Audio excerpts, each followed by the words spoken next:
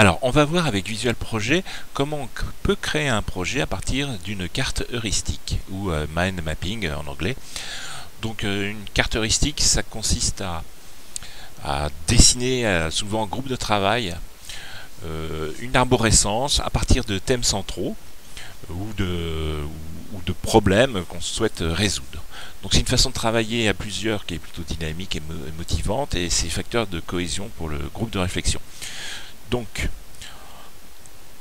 on va commencer par créer un projet en cliquant sur le bouton créer un projet, en choisissant ensuite un modèle de projet vierge pour arriver sur notre feuille de projet vide de toutes données. Ensuite on va dans le menu outils, caractéristiques du projet, et là on commence à saisir le thème central, donc avec le bouton plus. Donc notre thème central ici, c'est de construire une maison. Qu'est-ce qu'il faut pour construire une maison? Donc on termine la saisie par entrée, et on va rajouter une branche, ou alors donc soit on clique sur le bouton plus, soit on travaille, alors on travaille souvent avec des raccourcis pour se concentrer vraiment sur la réflexion plutôt que sur l'outil.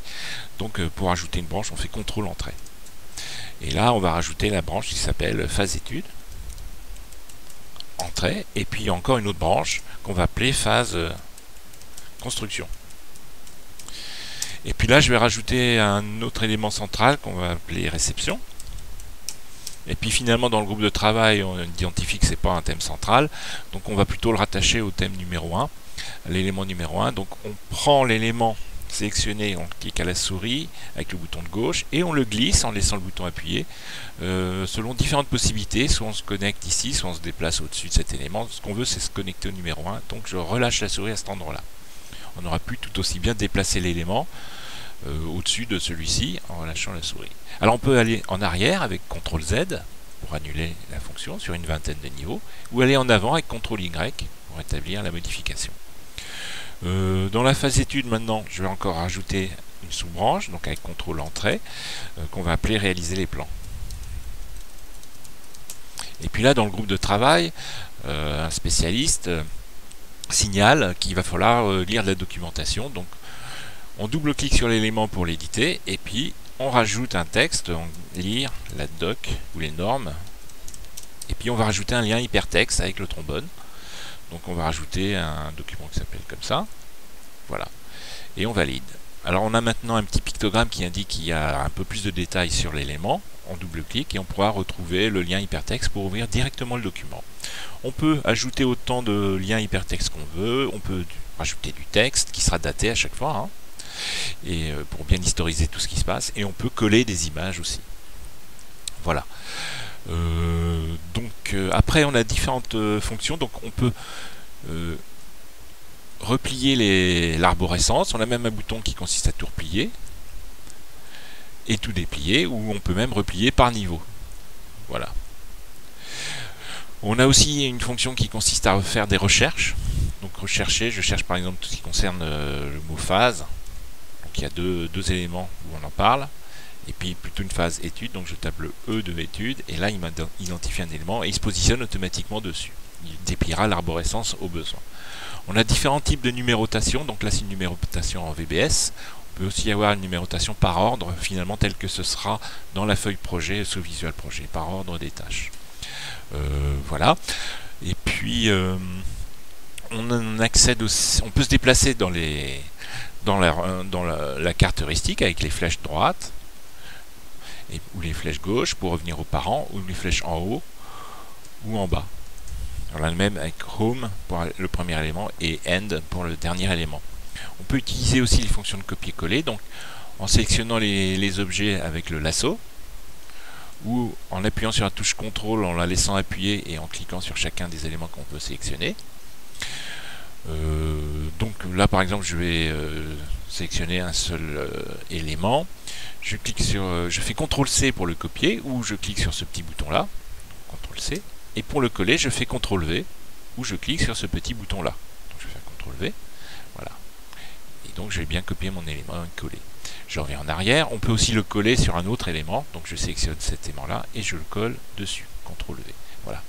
Donc l'avantage, c'est qu'on peut copier ainsi des éléments d'une carte heuristique vers une autre carte heuristique, pour gagner un peu de temps.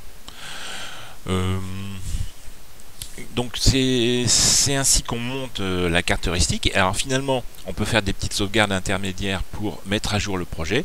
De toute façon, quand on va quitter la carte, on aura la possibilité de mettre à jour le projet. Donc le voici, construit selon l'arborescence.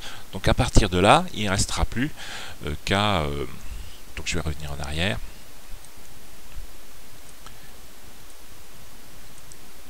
Voilà, quand j'aurai construit toute ma carte heuristique, j'aurai un truc comme ça. Donc à partir de là, il ne restera plus qu'à, premièrement, spécifier les quantités de travail sur chacune des tâches. Deuxièmement, affecter les ressources dessus. Et troisièmement, faire les liens entre tâches. Donc je vais le faire rapidement en sélectionnant toutes les tâches avec CTRL A.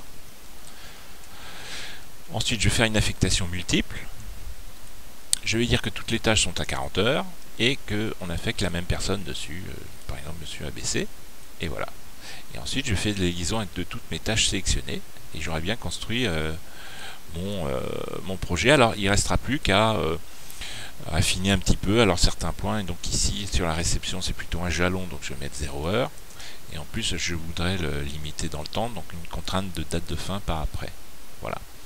Et j'aurais bien ainsi construit mon petit projet avec la charge de travail des ressources qui sont affectées dessus.